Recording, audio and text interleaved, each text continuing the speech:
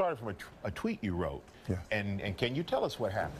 First of all, you know, back in February 2016, I was assaulted by Adam Bennett, who is the head of the motion picture department at William Morris Endeavor, one of the biggest agencies in the world, period. And what was wild is that my wife and I were at an event with Adam Sandler, and you know, the thing is, he's also Adam Sandler's agent. He's Sylvester Stallone's agent.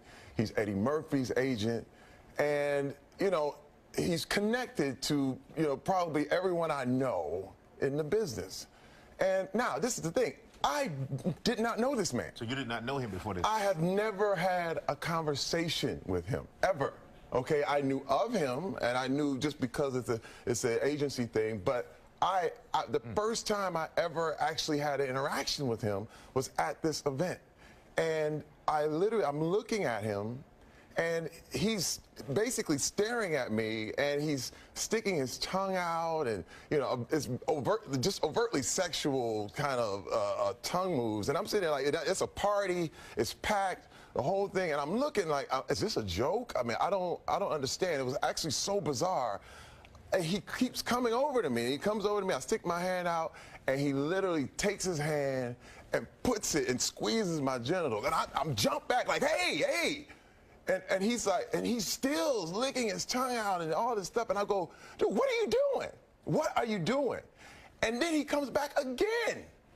And he just won't stop. And then I really got forceful, pushed him back.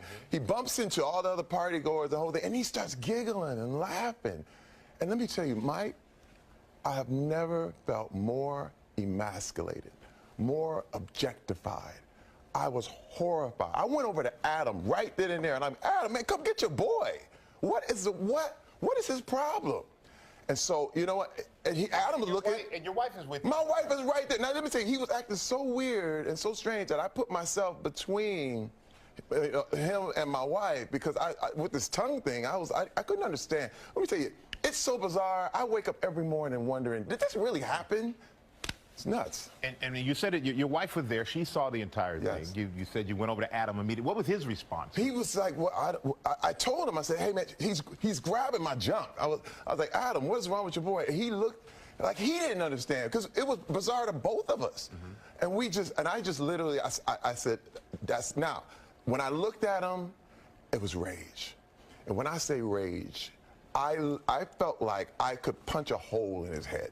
Okay, but this is the deal.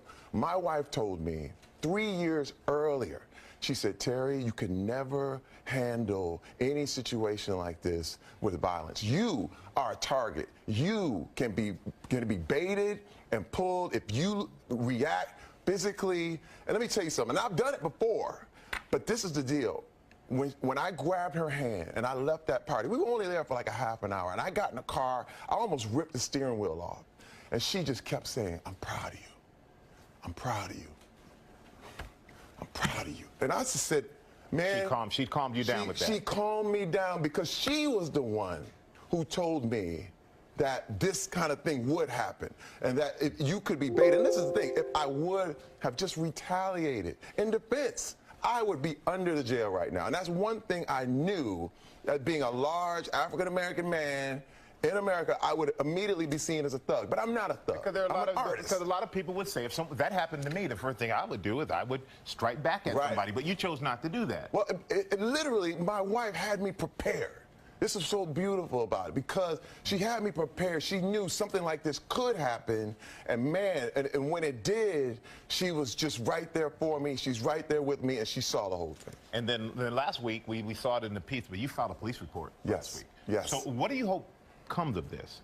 You know, people need to be held accountable, Mike. You know, this is the deal about Hollywood, and it's an abuse of power.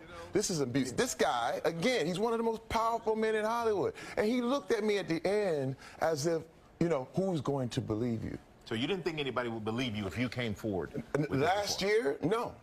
Actually, I let it go. Actually, I put it in the back of my head, and I understood why women everywhere had to let it go. But let me tell you, when the Weinstein thing started happening, I got PTSD. I was going, oh my God, this exact thing happened to me. I understand why they won't come forward. And I'm gonna tell you, a lot of times people go, well, why didn't you come forward sooner? But this is the thing, when a person of power breaks that boundary and violates that boundary, you're a prisoner of war. Immediately, you're in a camp because you're trying to figure out when is the right time to come out. When the guard turns their head, when they leave a door open, you're digging tunnels with spoons and you're trying to find a way out, and you get out, and then you finally find freedom, and somebody says, well, it must not be that bad. You should have came out sooner. And you're like, I'm free. I finally got free.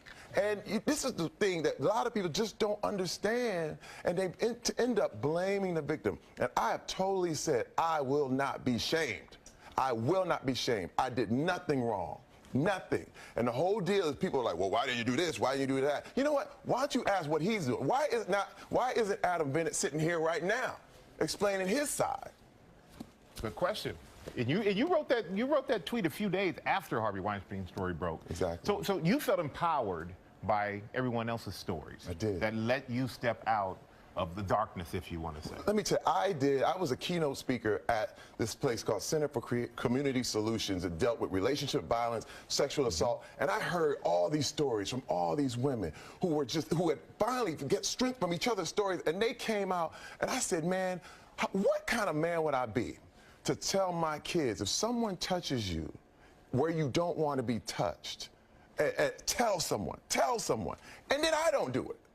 And let me tell you something, it freed me. I knew instantly that I had to tell my story so that other people can be free. And I didn't even name names. I was just in support of these women because they were called liars. They were like, you're just looking for a payday. You're doing this. And I was like, this is not what this is about.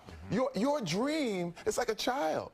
What you're trying to do, your dreams, goals, aspirations is just as valuable as your children. And when someone binds up your dream and holds a gun to his head and says it's going to kill it if you don't do this, if you don't stay quiet, if you don't do that, it's a hostage situation. You are dealing with a terrorist. And I have my dream. I've worked so hard for this. What can I say? It's one of those things. I survived the NFL. I got the entertainment. I'm here, and I get assaulted by my own agent. It makes no sense, and it was foul to the core, and it still shocks me. I'll tell you